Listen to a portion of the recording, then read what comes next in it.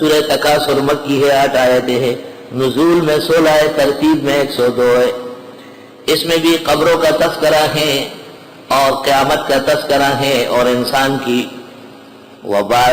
لاوبالی پن پر تنبیہ ہے۔ بسم اللہ الرحمن الرحیم۔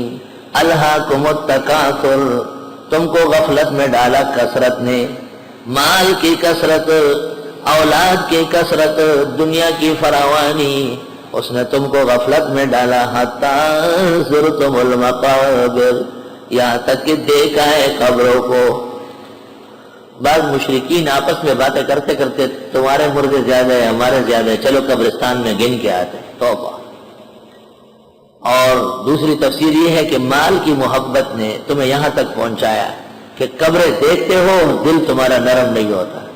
وَإِذَا حَمَلْتَ إِلَى الْقُبُورِ جَنَازَةً فَاعْلَمْ بِأَنَّكَ بَعْدَهَا مَحْمُولٌ، جب تم جنازہ اٹھائے تو سمجھو کہ تیرے بھی اٹھنے والا ہے۔ اللہ اللہ، ویدا سے گلے میں پکبر تیرے گا، اور شبنم عبد الوہاب یم دعاؤ کہیں۔ آئے ہائے ہائے، کہاں ہو گئے وہ صحبت یاران جان نثار، اب فاتحہ کو بھی نہیں آتے مزار پر۔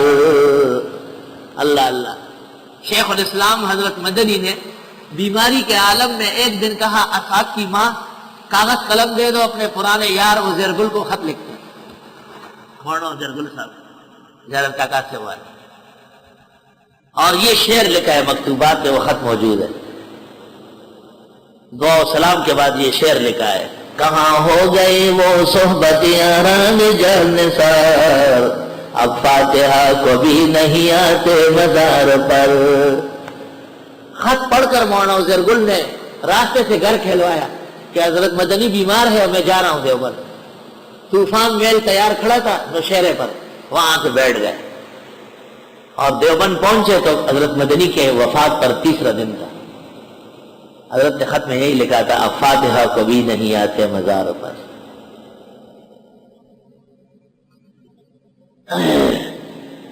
حتی زرتم المقابر، یہاں تک کہ تم قبریں دیکھنے لگے، قبریں دیکھ کر کے بھی تمہارے دل غفلت سے اترے نہیں۔ اللہ، فقہاء نے لکھا ہے جنازے کی موجودگی میں، قبرستان کی موجودگی میں ہنسنا گناہ ہے، دل سخت ہوتا ہے اس سے۔ کلا سوف تعلمون، ہرگز ان قریب، ہرگز ایسا نہیں، ان قریب جان لو گے۔ ثم کلا سوف تعلمون، پھر ہرگز ایسا نہیں، ان قریب جان لو گے۔ موت کے جھٹکے لگیں گے، ابھی تو زلزلے کے جھٹکے آ رہا ہے، اور پھر قبر کے اندر گروز مارے جائیں گے، اللہ حفاظت فرمائے۔ کلا لو تعلمون علم الیقین، ہرگز ایسا نہیں اگر تم جاننے لگے علم یقین سے۔